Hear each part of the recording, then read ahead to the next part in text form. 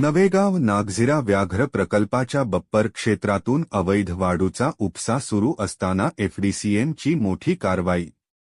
यामध्ये Poclain, tractor, tipper जप्त।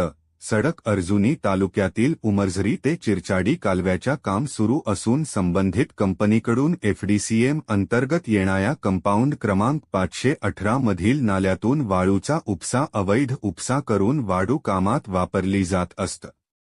तसेच मोठ्या प्रमाणात वाळूची साठवणूक करून वनविभागाच्या जागे ठेवण्यात आले आहे। हा प्रकार नवेगाव नागझिरा व्याघ्रप्रकल्पावरच्या बप्पर झोन क्षेत्रामध्ये असल्याने एफडीसीएमचे अधिकारी यांनी दिनांक 19 जानेवारी सायंकाळी 5च्या दरम्यान धडक घालून कारवाई करण्यात आली। या कालव्याचे काम 2 महिन्यापूर्वी सुरू झाले असून येथील वनविभागाने या क्षेत्राकडे लक्ष दिला किंवा नाही हे चर्चेचा विषय बनलेला आहे।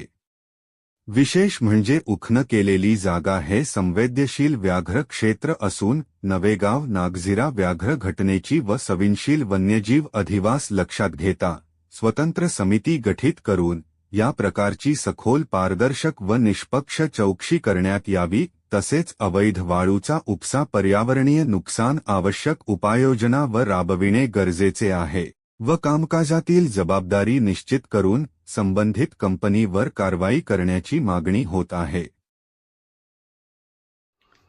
पोकलॅन, ट्रॅक्टर आणि टिप्पर हे 3 वाहने कक्ष क्रमांक 519 मधून दिनांक 19/1/2024 ला 5:30च्या दरम्यान आम्ही स्विच केला आहे।